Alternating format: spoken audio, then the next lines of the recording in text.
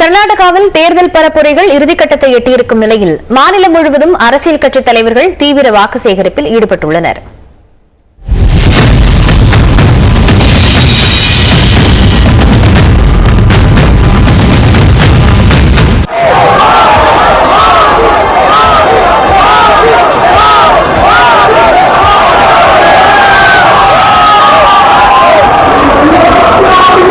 தென்னிந்தியாவில் பாஜக ஆளும் ஒரே மாநிலமான கர்நாடகாவில் ஆட்சியை தக்கவைக்கும் முனைப்பில் அக்கட்சியும் ஆட்சியை கைப்பற்றும் முயற்சியில் மற்ற கட்சிகளும் அனல் பறக்கும் இறுதிக்கட்ட பிரச்சாரத்தில் ஈடுபட்டுள்ளனர். திங்கட்கிழமை மாலையுடன் பிரச்சாரம் ஓய்வடையும் நிலையில் பெங்களூருவில் 2வது நாளாக பிரதமர் மோடி வாகன பேரணி மேற்கொண்டார்.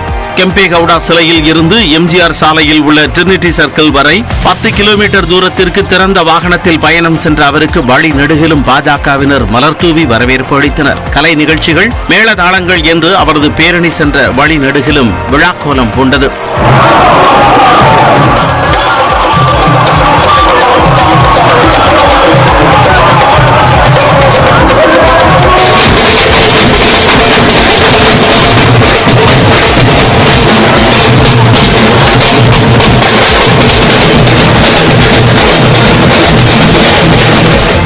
பின்னர் சிவமுகாவில் பரப்புரை கூட்டத்தில் பேசிய அவர் பொய்யான வாக்குறுதிகளை காங்கிரஸ் அளித்து வருவதாக கூறினார். கர்நாடகாவின் வளர்ச்சிக்கு காங்கிரஸ் முட்டுக்கட்டையாக இருப்பதாகவும் பாஜக ஆட்சியில் பின்வழியாக பதவி பெறும் வழிமுறைகள் தடுக்கப்பட்டதாகவும் பிரதமர் மோடி குறிப்பிட்டார்.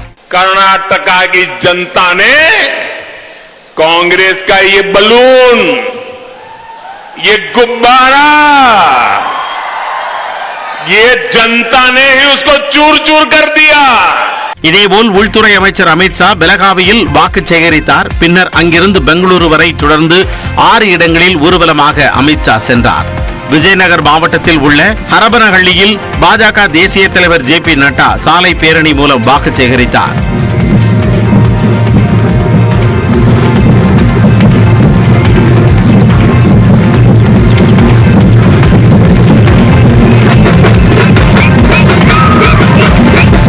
மங்களூருவில் அசாம் முதலமைச்சர் ஹிமந்த பிஸ்வா சர்மாவும், பெலகாவியில் கோவா முதலமைச்சர் பிரமோத் சாவந்தும் பாஜக வேட்பாளர்களை ஆதரித்து வாக்கு சேகரிப்பில் ஈடுபட்டனர். மற்றொருவரும் பெங்களூருவில் காங்கிரஸ் வேட்பாளர்களை ஆதரித்து வாக்கு சேகரித்த ராகுல் காந்தி திடீரென டெலிவரி பாய் ஒருவரின் இருசக்கர வாகனத்தில் அமர்ந்து கொண்டு பயணித்தார்.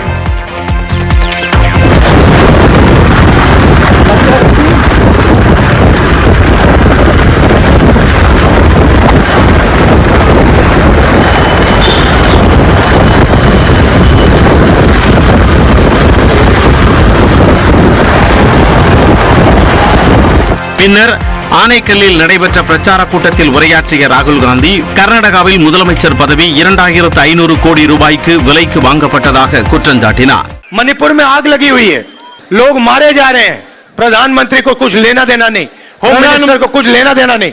வேலையில்லா திண்டாட்டம், 40% கமிஷன் அரசு உள்ளிட்டவைதான் வன்முறைக்கு காரணம் என்று மூட்பித்திரியில் நடைபெற்ற பொதுக்கூட்டத்தில் காங்கிரஸ் பொதுச் செயலாளர் பிரியங்கா காந்தி குற்றம் சாட்டினார்.